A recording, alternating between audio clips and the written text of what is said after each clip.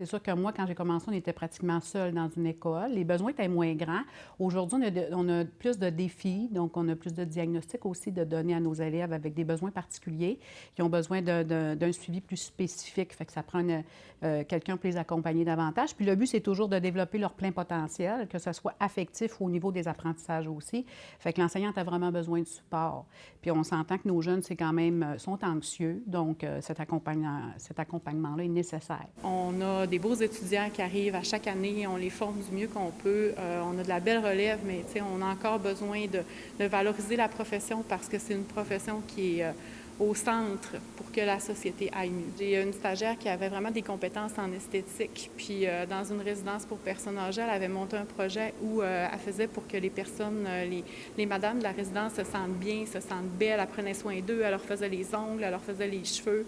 Puis ça a vraiment fait une différence. Ça peut sembler minime, mais c'est des petits gestes comme ça qui font que l'éducateur, il est magique, puis il réussit vraiment à faire une différence. On n'a pas juste des besoins d'apprentissage au niveau des mathématiques, du français, de toutes ces matières scolaires-là, mais on a vraiment besoin des habiletés socialement aussi, puis de combler tous ces grands besoins-là affectifs. Là. Des fois, on dit que ça prend un village pour élever un enfant, mais moi, je pense que dans une école, ça prend une équipe. L'éducation spécialisée, c'est une profession où la charge et les conditions de travail sont très exigeantes. Des pauses, c'est difficilement prenable parce que pendant ta pause, il arrive n'importe quoi. Il arrive un enfant à besoin. Là, je veux dire, on ne travaille pas avec un ordinateur quand on peut fermer. Spécialisé se présenter au bureau de la direction, s'il vous plaît, immédiatement pour un cas de M. Gravella. Merci.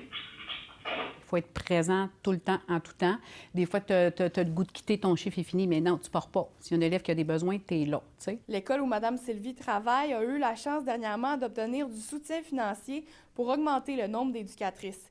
Elle croit tout de même qu'il y a encore du travail à faire pour bonifier le service offert aux élèves partout au Québec. C'est ce qui nous permet d'y arriver parce qu'on a beaucoup de personnes sur le plancher qui répondent immédiatement puis en prévention pour pas que ça éclate.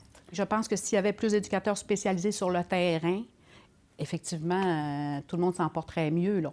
Parce qu'on part de 24 environ quand j'ai commencé de prévention. Puis aujourd'hui, on est capable d'aller à du 77-78 Puis j'espère que c'est une profession qui va perdurer. Puis de toute façon, c'est une profession qui est en train de prendre son envol de plus en plus. Et je considère que c'est essentiel d'avoir un travail d'équipe enseignant-éducateur spécialisé. Et la meilleure des mondes, c'est qu'il y en ait une dans chacune des classes pour faire la société de demain.